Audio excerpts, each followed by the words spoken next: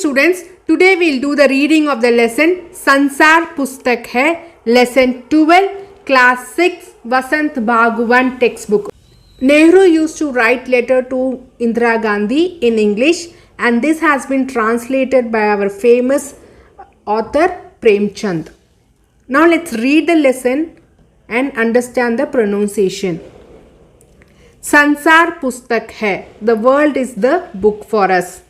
जब तुम मेरे साथ रहती हो तो अक्सर मुझसे बहुत ही बातें पूछा करती हो और मैं उनका जवाब देने की कोशिश करता हूँ, लेकिन अब तुम मसूरी में हो और मैं इलाहाबाद में। हम दोनों उस तरह बातचीत नहीं कर सकते, इसलिए मैंने इरादा किया है कि कभी कभी तुम्हें इस दुनिया की और उन छोटे बड़े देशों की जो इस दुनिया में हैं छोटी छोटी कथाएं लिखा करूं। तुमने हिंदुस्तान और इंग्लैंड का कुछ हाल इतिहास में पढ़ा है, लेकिन इंग्लैंड केवल एक छोटा सा टापू है और हिंदुस्तान जो एक बहुत बड़ा देश है फिर भी दुनिया का एक छोटा सा हिस्सा है।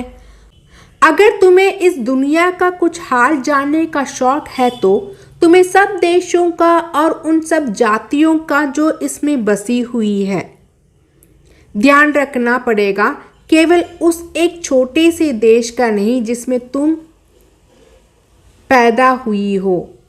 मुझे मालूम है कि इन छोटे छोटे कथों में बहुत थोड़ी सी बातें ही बतला सकता हूँ, लेकिन मुझे आशा है कि इन थोड़ी सी बातों को भी तुम शौक से पढ़ोगी और समझोगी कि दुनिया एक है और दूसरे लोग जो इसमें आबाद हैं हमारे भाई बहन हैं। जब तुम बड़ी हो जाओगी तो तुम दुनिया और उसके आदमियों का हाल मोटी मोटी किताबों में पढ़ोगी। उसमें तुम्हें जितना आनंद मिलेगा उतना किसी कहानी या उपन्यास में भी ना मिला होगा। ये तो तुम जानती हो कि ये धरती लाखों करोड़ों वर्ष पुरानी है और बहुत दिनों तक इसमें कोई आदमी ना था। आदमियों से पहले सिर्फ जानवर थे और जानवरों से पहले एक ऐसा समय था जब इस धरती पर कोई जानदार चीज ना थी। आज जब ये दुनिया हर तरफ के जानवरों और आदमियों से भरी हुई है, उस जमाने का ख्याल रखना भी मुश्किल है जब यहाँ कुछ ना था। लेकिन विज्ञान जानने वालों और विद्वानों ने जिन्होंने इस विषय को खूब सोचा और पढ़ा है, लिखा है कि एक समय ऐसा था जब ये धरती बेहद गर्म थी और इस पर कोई जानदार चीज नहीं रह सकती थी।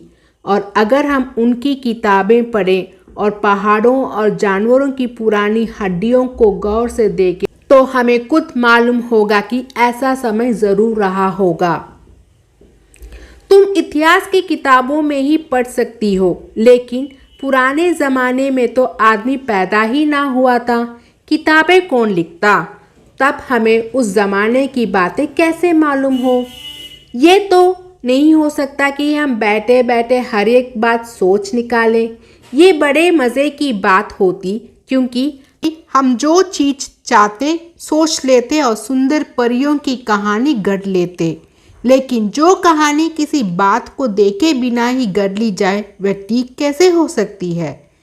लेकिन खुशी की बात है कि उस पुराने ज़माने की लिखी हुई किताबें ना होने पर भी कुछ ऐसे चीज़ें हैं जिनसे हमें उतनी ही बातें मालूम होती है जितनी किसी किताब से होती। ये पहाड़, समुद्र, सितारे, नदियाँ, जंगल, जानवरों की पुरानी हड्डियाँ और इसी तरह की और भी कितनी सी चीज़ें हैं जिनसे हमें दुनिया का पुराना हाल मालूम हो सकता है। मगर हाल जानने का असली तरीका ये नहीं है कि हम केवल दूसरों की लिखी हुई किताबें पढ़ लें, बल्कि खुद संसार रूपी पुस्तक को पढ़ें। मुझे आशा है कि पत्थरों और पहाड़ों को पढ़कर तुम थोड़े ही दिनों में उनका हाल जानना सीख जाओगे। सोचो कितनी मज़े की बात है, एक छोटा सा रोड़ा जिसे तुम सड़क पर या पहाड़ के नीचे पड़ा हुआ देखती हो, शायद संसार की पुस्तक का छोटा सा पृष्ठ हो। शायद उससे तुम्हें कोई नई बात मालूम हो जाए।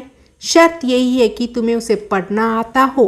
कोई जापान, उर्दू, हिंदी या अंग्रेजी सीखने के लिए तुम्हें उसके अक्षर सीखने होते हैं। इसी तरह पहले तुम्हें प्रकृति के अक्षर पढ़ने पड़ेंगे, तभी तुम उसकी कहानी उसके पत्थरों और चट्टानों की किताब से पढ़ सकोगी। शायद अब भी तुम उसे थोड़ा थोड़ा पढ़ना जानती हो। अब तुम कोई छोटा सा गोल चमकीला रोड़ा देखती हो तो क्या वह तुम्हें कुछ नहीं बतलाता? ये कैसे गोल, चिकना और चमकीला हो गया, और उसके कुरदरे किनारे या कोने क्या हुए? अगर तुम किसी बड़ी चट्टान को तोड़कर टुकड़े टुकड़े कर डालो तो हर एक टुकड़ा दर्रा और नोकीला होगा। ये गोल चिकने रोड़े की तरफ बिल्कुल नहीं होता। फिर ये रोड़ा कैसा इतना चमकीला, चिकना और गोल हो गया? अगर तुम्हारी आंखें देखें और कान सुने तो तुम उसी के मुंह से उसकी कहानी सुन सकती हो। वह तुमसे कहेगा कि एक समय जिसे शायद बहुत दिन गुजरे हों, वह भी एक चट्टान का टुकड़ा था।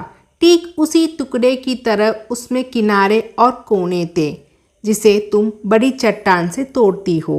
शायद वह किसी पहाड़ के दामन में पड़ा रहा, तब पानी आया और उसे बहाकर छोटी घाटी तक ले गया।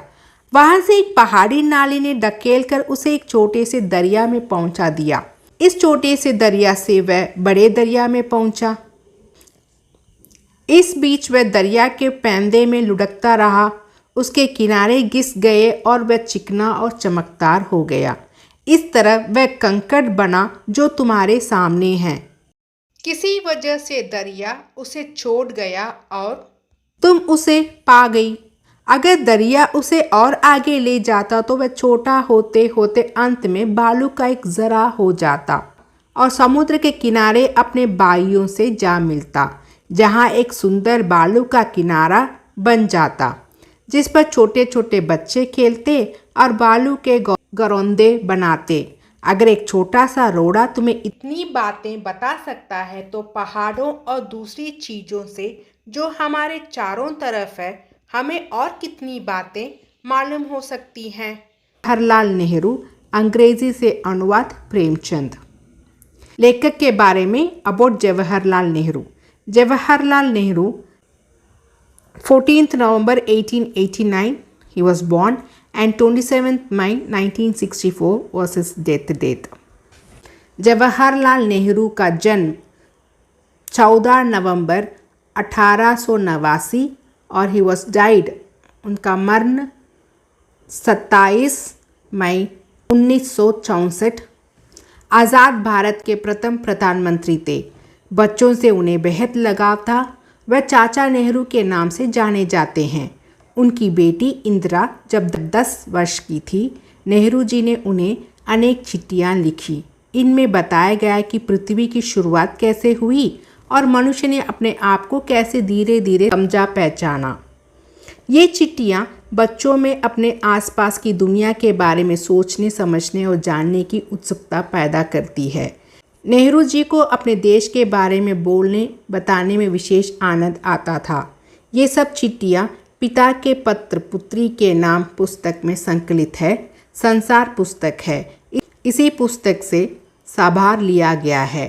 खास बात यह है कि ये पत्र नेहरू जी ने अंग्रेज़ी में लिखे थे और इनका हिंदी में अनुवाद हिंदी के मशहूर उपन्यासकार मुंशी प्रेमचंद ने किया है। Read the lesson 1 or 2 times and understand the pronunciation. Thank you, students.